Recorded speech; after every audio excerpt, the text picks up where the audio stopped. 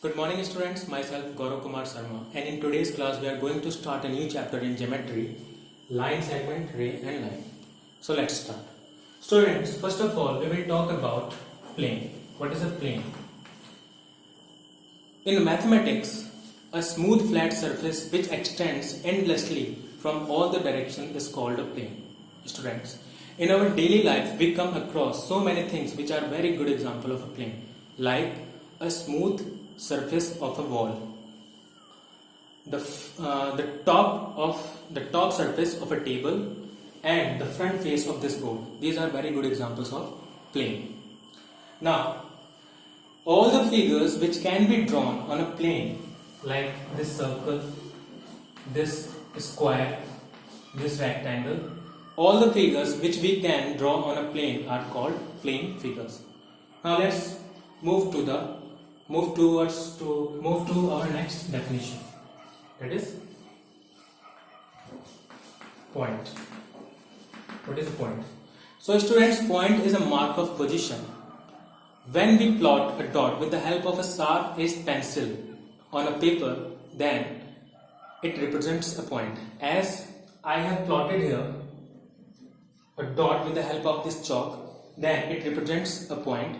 A point is a kind of shape which do not have any length, breadth and thickness. And we can name a point by any English capital alphabet, as I have given capital A the name of this point. Okay, so this is all about point. Now we will talk about a line segment. What is a line segment? So students, suppose that we have 2 points on a plane AB.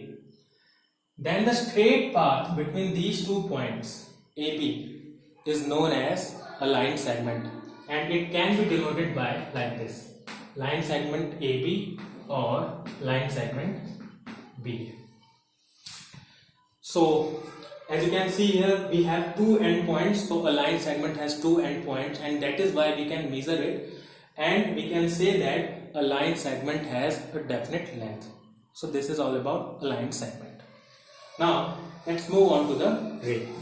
What is ray?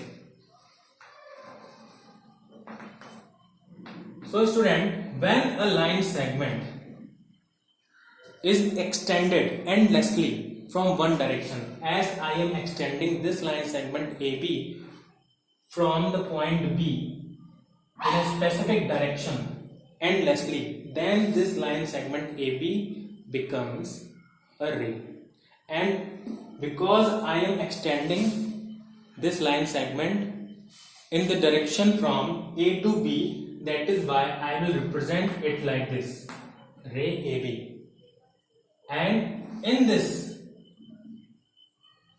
specific ray, in which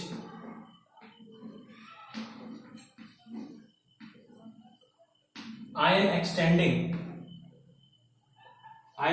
this ray in the direction from B to A, that is why this ray will be represented by like this: ray BA. So student, there is a difference between ray AB and ray BA, the difference of directions. Okay, as you can see here that we have only one end point. So